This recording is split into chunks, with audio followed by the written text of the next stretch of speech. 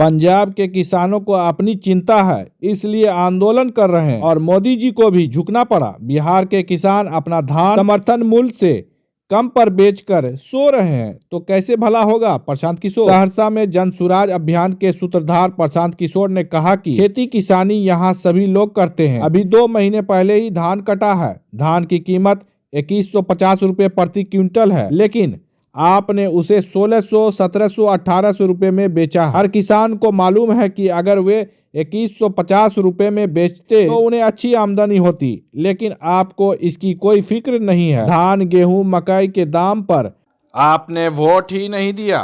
पंजाब में जो किसान हैं उन्होंने 2150 रुपए में धान बेचा है और मोदी जी को दिल्ली में घेरा है कि हमको और पैसा चाहिए। बिहार के किसानों ने 1600 रुपये में धान बेचा है और दाल भात चोखा खाकर सहरसा में सोए हुए हैं। उनको कोई चिंता ही नहीं है। आप पढ़ाई के लिए वोट ही नहीं दीजिएगा, अपने रोजगार और आमदनी के लिए वोट ही नहीं दीजिएगा, तो आपकी दशा सुधरेगी कैसे। कोई कहेगा कि इस बात की क्या गारंटी है कि रोजगार के लिए वोट देने पर रोजगार मिलेगा। मैं आप लोगों को लिख कर दे रहा हूँ, वोट चाहे जिसे देना है दे दीजिए। वोट दीजिए लालू जी को या मोदी जी को, लेकिन रोजगार मिलेगा। बिहार में लोगों ने कभी अपने बच्चों की पढ़ाई रोजगार के लिए वोट ही नहीं दिया। प्रशांत किशोर ने कहा कि बिहार में लोगों ने जीवन में कभी अपने बच्चों की पढ़ाई के लिए वोट ही नहीं दिया। ये आपकी बर्बादी का पहला कारण है।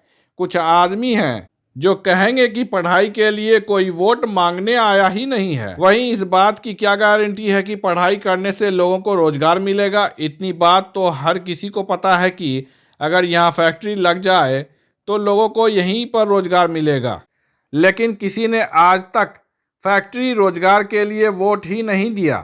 अगर आप अपने बच्चों की पढ़ाई और रोजगार के लिए वोट नहीं देंगे तो वो कैसे मिलेगा। इसलिए अपने बच्चों की पढ़ाई और रोजगार के लिए वोट दें। प्रशांत किशोर ने बुधवार को बनमा इटेहरी ब्लॉक में कुल 9 किलोमीटर तक पदयात्रा की। इस दौरान वे कुसमी गांव के मैदान में पदयात्रा शुरू कर पानी टंकी कुसमी होते हुए महारस, कासिमपुर, पलाम के बाद पहाड़पुर गांव के महंत नारायण दास हाई स्कूल तक गए। मैं कभी पढ़ाई के लिए वोटे नहीं दी, दूसरे के बच्चा के लिए नहीं, अपने बच्चा के पढ़ाई के लिए वोट नहीं दिए। ये आपके बर्बादी का पहला कारण है।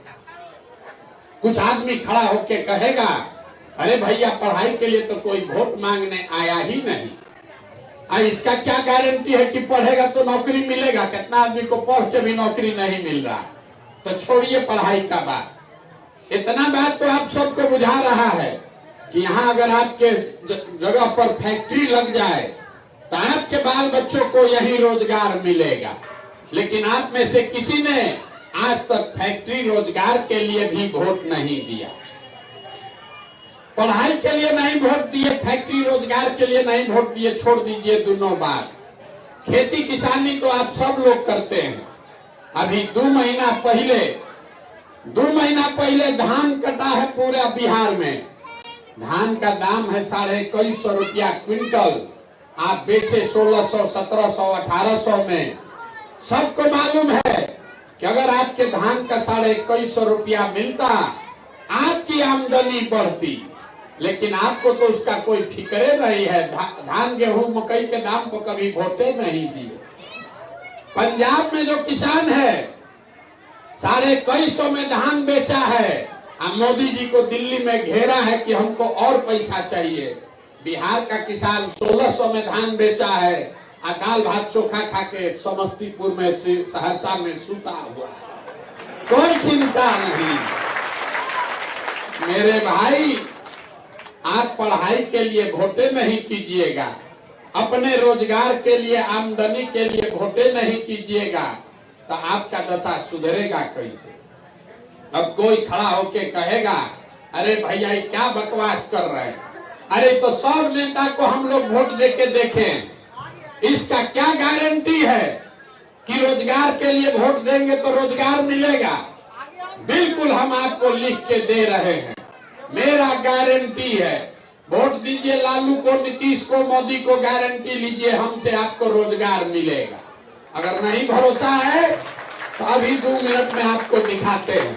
मैंने जो काम किया है वो किसी के कहने की जरूरत नहीं है, वो तो देश के सामने है। और नीतीश कुमार ही क्यों, लोग मैंने मोदी जी के लिए भी काम किया है, नीतीश कुमार के लिए काम किया है, 10 राज्यों में चुनाव जीते हैं, तो ये कोई छुपी हुई बात है नहीं। और नीतीश जी हमको क्या धन देंगे? अगर हमको धन कमाना होगा तो इतने बड़े बड़े राज्यों में मुख्यमंत्री लोग जीते हैं, सरकारें जीती हैं, जिनके जीतने में हमने कंधा लगाया है। तो धन की तो बिहार में ना उतना पैसा है, ना नीतीश कुमार की पार्टी के पास पैसा है जो हमको धन दे देंगे। धन कमाने और ये जो काम किया है वो डंके की चोट पर किया है, अपनी समझ, अपनी विद्वता, अपने परिश्रम से किया है। किसी का 1 रुपया चोरी नहीं किया है, किसी का डाका नहीं डाला है, अपने परिश्रम से, अपने प्रयास से, अपनी मेहनत से, अपना पसीना बहाकर उस चीज को खड़ा किया है। देश में उस विधा को खड़ा किया है। उससे पहले कोई जानता ही नहीं था कि ये भी कोई विधा है। आज 20,000 से ज्यादा, मैंने वो काम छोड़ दिया 2 मई 2021 को राष्ट्रीय स्तर पर मैंने घोषणा की अब ये काम नहीं करेंगे। इसके बावजूद देश में 20,000 से ज्यादा बच्चे वो काम कर रहे हैं। उस चीज को हमने शुरू किया है। अगर आपका अपना विचार हो सकता है कि वो सही है या गलत है, लेकिन जो काम किया है वो तो पब्लिक के सामने हो, किसी नेता के कहने की थोड़ी ना बात है। और हमने वो अपने स्तर से किया है, हमारे पिताजी ने नहीं करके उसको दिया था।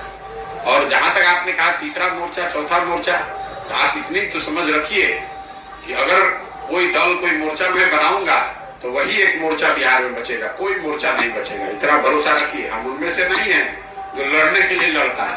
अगर लड़ने, अरे आप पहले सुन तो लीजिए, मैंने कहा कुछ बात आपने सुनी नहीं।